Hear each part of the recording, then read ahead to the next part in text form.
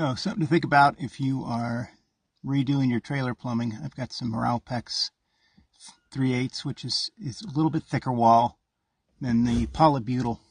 There is a 5/16, also called a 13.5 millimeter crimp ear that's between a 3/8 and a 1/2 inch that you need to use, but you need to be careful because the tolerances are very thin for the original polybutyl. In other words, that pipe is a little bit thinner, and you might get leaks if you're reusing pipe and stuff. So you want to make sure it's clean. You heat it up, not too much with a heat gun. You got to get the heat range really precise, and then push it onto your barbed fittings, which you see there's two straight through fittings there. Where there used to be, this used to be a Y, right?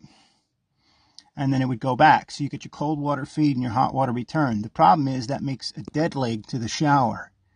And that means that this piping here has a dead cold water line when you're not taking a shower.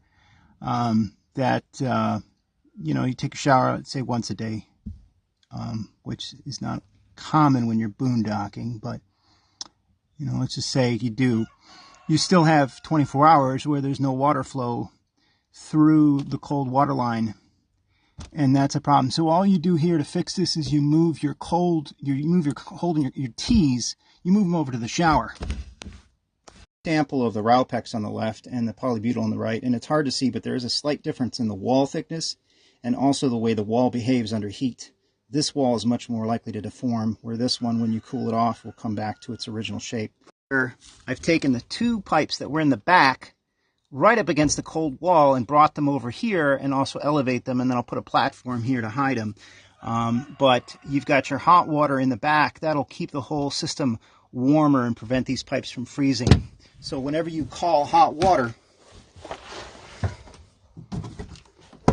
underneath here are your two hookups for the shower. Whenever you call hot water, the Y's are right there below the inlet pipes for the hot and the cold and the showers. So the water's already circulating through there and keeping this pocket warm. Plus this is all repacked with new insulation. All the old mouse turds and everything else have been sucked out, and there's the outer wall. So that'll keep this cavity where the plumbing is warm and prevent it from freezing.